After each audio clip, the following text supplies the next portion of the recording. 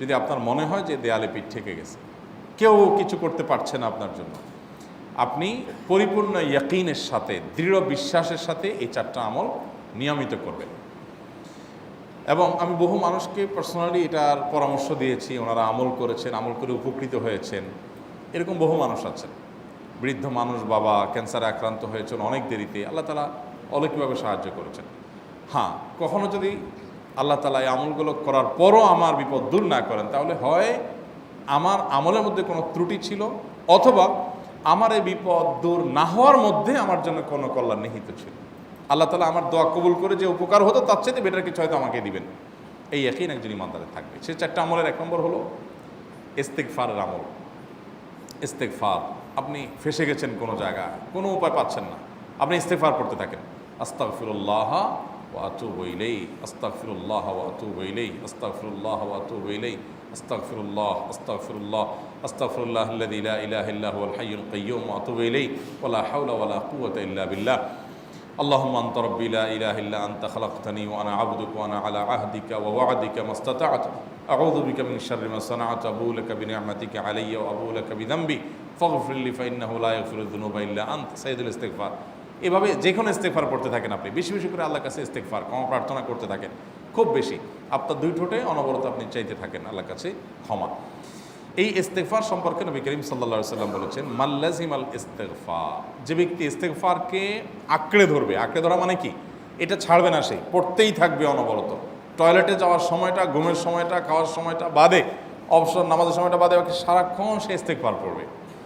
এরকম যদি কেউ করে, আল্লাহ রাব্বুল আলামিন জাআলাল্লাহু লাহু মিন কুল্লি হাম্মিন ফারাজা ওয়া মিন কুল্লি যিকিন মাখরাজা, সকল পেরেশানি থেকে, সকল টেনশন থেকে বের হওয়ার পথ আল্লাহ তাআলা অলৌকিকভাবে তার জন্য আবিষ্কার করে দিবেন। এবং আমি আমার জীবনে যেটা বলেছিলাম, বিস্তারিত বলতে চাই না, এরকম পরিস্থিতি আসছে যে চোখের সামনে কোনো আপাতত রক্ষার কোনো পথ আর খোলা নেই, এমন ভয়াবহ বিপদ। ইস্তেগফার করতে করতে এমনভাবে আল্লাহ তাআলা সাহায্য করেছেন যে এটা কল্পনা করলেও মনে হয় যে স্বপ্নের মতো। কিভাবে এখন এই লোক এই জায়গায় আসলো আমার সাহায্যের জন্য, এই লোক তো এটা আমি এই জায়গায় আসার কথা না, টিকুনি এসে হাজির হয়ে গেলেন এবং উপকারটা, আমার সমাধানটা হয়ে গেল সমস্যা। তো আলহামদুলিল্লাহ, বহুবার আমি পরীক্ষা করেছি, আর আমার পরীক্ষার 2 পয়সার দাম নাই। হাদিসে বলা আছে, গ্যারান্টি দেওয়া আছে, আমার পরীক্ষা করলেই কি না করলেই। তাহলে একটা আমল হলো কি, ইস্তেগফার। সব সময়ের জন্য এটা কন্টিনিউয়াস করবেন, আর এমনিও অবসর সময় ইস্তেগফার করবেন। আরবদের মধ্যে সৌন্দর্য আছে, তারা বিভিন্ন ডাক্তারের ওয়েটিং রুমে বা বিভিন্ন জায়গায় মানুষ যেখানে অপেক্ষা করে পাবলিক প্লেসগুলোতে লিখে রাখে ইস্তেগফার করুন, আপনার হাইওয়েগুলোর পাশে লেখা থাকে ইস্তেগফার করুন, এবং তারা আসলেও একটু পরপর দেখা যায় ইস্তেগফার করে। ভালো মন্দ গুণ সবার মধ্যে আছে, তাদের এই ভালো গুণটা আছে, ইস্তেগফার বেশি বেশি করা। আমরা ইস্তেগফার সচরাচর এইভাবে অনবরত অবসর সময় করার অভ্যাস অনেকের মধ্যেই নাই। আমরা এটা চালু করবো ইনশাআল্লাহ। বিশেষ করে যখন কোনো সমস্যা হবে, তখন ইস্তেগফার চলতে থাকবে মুখে অনবরত। ধীরে ধীরে মহব্বতের সাথে নিজেকে, নিজের পাপ অপরাধগুলোর কথা স্মরণ করে আল্লাহর কাছে মাফ চাইতে থাকবো, পেরেশানি দূর হবে ইনশাআল্লাহ। 1 নাম্বার 2, দুরুদ। নবী করিম সাল্লাল্লাহু আলাইহি সাল্লামের প্রতি দুরুদ পাঠ করা, এটা যদি আপনি নিয়মিত করতে থাকেন মহব্বতের সাথে, আল্লাহুম্মা সাল্লি আলা মুহাম্মদ ওয়া আলা আলি মুহাম্মদ কামা সাল্লাইতা আলা ইব্রাহিম ওয়া আলা আলি ইব্রাহিম ইন্নাকা হামিদুম মাজিদ, আল্লাহুম্মা বারিক আলা মুহাম্মদ ওয়া আলা আলি মুহাম্মদ কামা বারাকতা আলা ইব্রাহিম ওয়া আলা আলি ইব্রাহিম ইন্নাকা হামিদুম মাজিদ। আপনি একবার ছোট দুরূদ যদি পড়েন, সাল্লাল্লাহু আলাইহি ওয়াসাল্লাম, সাল্লাল্লাহু আলাইহি ওয়াসাল্লাম, আল্লাহুম্মা সাল্লি আলা মুহাম্মদ ওয়া আলা আলি মুহাম্মদ, শুধু এইটুকু পড়েন। জাযাল্লাহু আন্না মুহাম্মাদাম মা হুয়া আহলু, শুধু এইটুকু পড়েন। আপনি এভাবে যেই কোনো দুরূদ নবী করিম সাল্লাল্লাহু আলাইহি ওয়াসাল্লামের প্রতি যদি পড়েন এবং পড়তে থাকেন অনবরত, ইস্তেগফারের পাশাপাশি দুরূদের ক্ষেত্রে নবী করিম সাল্লাল্লাহু আলাইহি ওয়াসাল্লাম বলেছেন যে এইটা তোমার জন্য যথেষ্ট হয়ে যাবে। তুমি যদি আল্লাহর কাছে আর কোনো দোয়া করতে না পারো, শুধু দুরূদটা পড়ো, তোমার সব পেয়ে যাবে, কিচ্ছু লাগবে না। এক সাহাবী বলছেন, রাসূলুল্লাহ, আমার দোয়ার মধ্যে দুরূদ কত পার্সেন্ট রাখবো?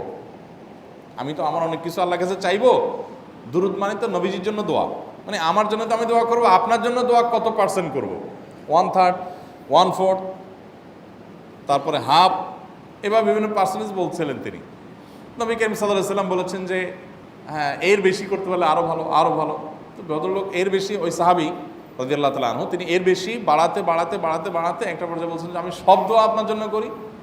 নবী করিম সাল্লাল্লাহু আলাইহি ওয়াসাল্লাম বলেছেন, তাহলে তোমার আর কোনো দোয়াই করতে হবে না, এর মধ্যে সব দোয়া চলে আসবে। কারণ আপনি যদি বলেন আল্লাহ আপনার নবীর প্রতি আপনি রহমত নাজিল করেন, আপনার নবীর প্রতি আপনি শান্তি নাজিল করেন, আপনি যেটা দোয়া করেন, তো আল্লাহকে আল্লাহর নবীর প্রতি আপনি রহমত নাজিল করতে বললে আল্লাহ তাআলা আপনার প্রতি রহমত নাজিল করবেন কি করবেন না? আপনি কাউকে খুশি করতে চান, কার কাছ থেকে কিছু আদায় করতে চান, তার ছেলেটারে যদি হাদিয়া তোহফা দেন, আদর যত্ন করেন, তো বাই ডিফল্ট অটোমেটিকলি ওই লোকের সিম্পেথি আপনার দিকে আসবে কি আসবে না? চোখ বন্ধ করে আসবে। তো আল্লাহর নবীর জন্য যখন আপনি দোয়া করবেন তখন আল্লাহ তাআলা আপনার মধ্যে রহমত নাজিল করবেনই, এটা নবী সাল্লাল্লাহু আলাইহি ওয়াসাল্লামের ওয়াদা। যে কোনো পেরেশানি, তিনি আরও বলেছেন যদি কেউ দুরূদের আমল করে নিয়মিত, আল্লাহ রাব্বুল আলামিন তার সকল পেরেশানির জন্য যথেষ্ট করে দিবেন। এই আমলটাকে সবগুলো দূর করার জন্য যথেষ্ট হয়ে যাবে। এই দুরূদের আমলটা আমি দেখেছি সুবহানাল্লাহ গুলির মতো কাজ করে। আজকের ঘটনা, এক ভদ্রলোক সকালে একটা টেলিভিশন চ্যানেলে, বেসরকারি চ্যানেলে প্রোগ্রাম শেষ করে নামছিলাম লিফটে, তো উপস্থাপক উনি বলছিলেন যে ভাই মানে দুরূদের আমল পড়ে আমি কিছুদিন আগে একটা ইয়াতে মানে এমন একটা অবস্থা যে এইটা থেকে বের হওয়ার কোনো পথ আর নাই, শুরু করলাম দুরূদ অনবরত, এরপরে আল্লাহ তাআলা আমাকে এমনভাবে উদ্ধার করলেন আমি কল্পনা করতে পারিনি। আলহামদুলিল্লাহ এই আমলগুলো করে অনেক ভাইরা আমাকে অভিজ্ঞতা জানাইছেন যে আলহামদুলিল্লাহ তাদের অভিজ্ঞতা অলৌকিক। হ্যাঁ, ওই যে বললাম কখনো যদি আল্লাহ তাআলা আপনার দোয়া কবুল না করেন তাহলে হয় আমার ত্রুটি আছে, আর না হলে আমার জন্য আল্লাহ তাআলা এর চেয়ে বেটার কিছু রেখেছেন, আমি সেই ইয়াকিন রাখবো ইনশাআল্লাহ বিইذنিল্লাহ। আর এই দোয়াতে সমাধান হবেই হবে, সে বিশ্বাস থাকতে হবে। নবী করিম সাল্লাল্লাহু আলাইহি ওয়াসাল্লাম বলেছেন, হাদিসে কুদসিতে আল্লাহ বলেছেন আনা ইনদা যান্নি আবদি বি, বান্দা আমার প্রতি যেমন ধারণা করে আমি তেমন আচরণ করি। আপনি যদি চিন্তা করেন করে দেখি হয় কি না, দেখি ট্রাই করি, তাহলে ওই আল্লাহ তাআলা বলবেন ঠিক আছে দেখতে থাক। আপনি যদি ইয়াকিন করেন যে না নবী করিম সাল্লাল্লাহু আলাইহি ওয়াসাল্লাম যে বলেছেন অতএব সেটা হবেই, আর আল্লাহ রাব্বুল আলামিনের কাছে আমি ওইভাবেই চাবো যে আল্লাহ দিবেনই, আমি নিয়েই ছাড়বো, ইনশাআল্লাহ গুলি মিস হতে পারে, আপনার দোয়া মিস হবে না। ওই ইয়াকিন, ওই ঈমান আমার মধ্যে আনতে হবে, চেষ্টা করবো তো ইনশাআল্লাহ। তাহলে দুইটা আমল হলো, ইস্তেগফার আর দুরূদ। 3 নম্বর আরেকটা আমল হলো দোয়া ইউনুস। দোয়া ইউনুস, লা ইলাহা ইল্লা আন্ত সুবহানাক ইন্নী কুনতু মিনাজ জালিমিন। বেশি বেশি পড়তে থাকবেন, যখন বিপদে পড়বেন ইস্তেগফার আর দুরূদ পড়বেন সবচেয়ে বেশি, আর মাঝে মধ্যে দোয়া ইউনুস, লা ইলাহা ইল্লা আন্ত সুবহানাকা ইন্নী কুনতু মিনাজ জালিমিন। আল্লাহ সুবহানাহু ওয়া তাআলা কোরআনে কারিমে এই দোয়ার পরে বলেছেন ওয়াকাযালিকা নুনজিল মুমিনিন। এই দোয়া পাঠ করার মাধ্যমে ইউনুস আলাইহিস সালামকে পৃথিবীর ইতিহাসের সবচেয়ে অলৌকিক ঘটনা, সকল সায়েন্স, সকল আপনার বিজ্ঞানের তত্ত্ব সবগুলোকে আপনার সবগুলোর বিপরীতে বা সবগুলোকে আপনার ভুল প্রমাণ করে দিয়ে ওই জায়গাটার জন্য আল্লাহ তাআলা ইউনুস আলাইহিসকে মাছের পেটে ঢোকার পর সেখান থেকে আবার জীবিত রেখে বের করেছেন। অক্সিজেন অভাবে সেখানে এমনি মারা যাওয়ার কথা, আরও নানা কারণে মারা যাওয়ার কথা, তাই না? কিন্তু আল্লাহ তাআলা তাকে রক্ষা করেছেন, কারণ উনি ওই বিপদে পড়ার পর থেকে এইটা পড়তেছিলেন, লা ইলাহা ইল্লা আনতা সুবহানাকা ইন্নী কুনতু মিনাজ জালিমিন। তো আল্লাহ তাআলা কোরআনে বলেছেন এটা ইউনুস, তার নবী ইউনুস আলাইহিস সালামকে আল্লাহ তাআলা এর মাধ্যমে রক্ষা করেছেন, সেটা তার জন্য খাস না, এটা তার জন্য স্পেশাল না, বরং আল্লাহ বলেছেন ওয়াকাযালিকা নুনজিল মুমিনিন, এটা দিয়ে আমি তাকে রক্ষা করেছি, একইভাবে ঈমানদারদেরকেও এইটার মাধ্যমে রক্ষা করব। এটা বড় অস্ত্র পেয়ে গেলাম। দোয়া ইউনুস বেশি বেশি পড়বো ইনশাআল্লাহ, লা ইলাহা ইল্লা আনতা সুবহানাকা ইন্নী। আমার দেশে আবার দেখা যায় বিপদ হয়ে গেলে তখন হুজুর ভাড়া করে যে ভাই আপনারা সবাই মিলে এটা 1 লাখ বার পড়ে দেন, 1.25 লাখ বার পড়ে দেন, টাকা দিব আপনারা পড়ে দেন। আপনারটা আপনি পড়বেন ভাই, হুজুরদের কাছে দোয়া চান সমস্যা নাই, আর হুজুরদেরকে খাটায়া টাকা দিবেন কেন, এমনি টাকা দিবেন না দিয়া। আর এই দোয়া নিজে নিজে করতে থাকবেন। ইউনুস আলাইহিস সালাম ওই সময় কি লোক ঠিক করছিলেন যে ভাই আপনারা সবাই দোয়া ইউনুস পড়েন, আমি গেলাম, আমি মাছের পেটে গেলাম, আপনারা বসেন সবাই দোয়া ইউনুস পড়া দেবেন, করছেন উনি? ওনারটা উনি করছেন, তো আপনারটা আপনি শুরু করবেন, দোয়া ইউনুস না। 4 নম্বর আমল হলো ইয়া যাল জালালি ওয়াল ইকরাম, এটা বিশেষ করে পাঠ করবেন। নবী করিম সাল্লাল্লাহু আলাইহি ওয়াসাল্লাম বলেছেন আলিজু বিয়া যাল জালালি ওয়াল ইকরাম, ইয়া যাল জালালি ওয়াল ইকরাম এইটাকে তোমরা আঁকড়ে ধরবে। ইয়া যাল জালালি ওয়াল ইকরামের মানে কি? এটা আল্লাহকে ডাকা, আর কিছু না। এবং হাদিসে বর্ণিত দোয়া, এটা মাসনুন দোয়া।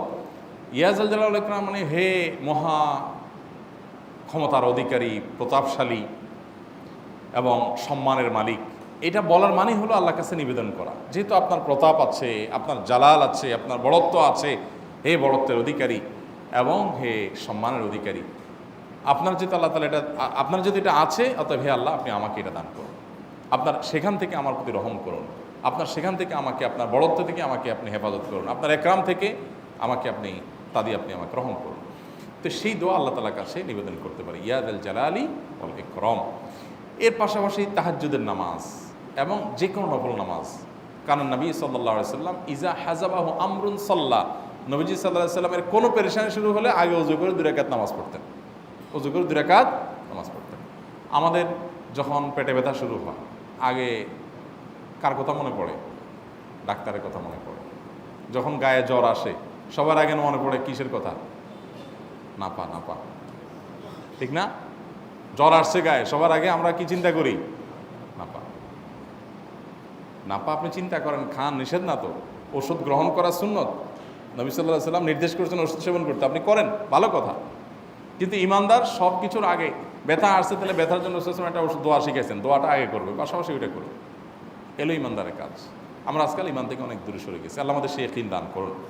তাহাজ্জুদের সময় দোয়া, অনেক বেশি দোয়া কবুল হয়। তাহলে 4টা আমল ইনশাআল্লাহ আপনাকে এই ভয়াবহ বিপদ থেকে উদ্ধার করার জন্য সাহায্য করবে ইনশাআল্লাহ। সে ইয়াকিন নিয়ে করবেন। সেই সাথে as-সাদকা তারদুল বালা, দান সাদকা করা, অন্যান্য যে আমলগুলো আছে টুকটাক সেগুলোর সাথে সাথে চালানো। বাকি এই 4টাকে বেসিক্যালি একটু জোরভাবে করতে থাকা।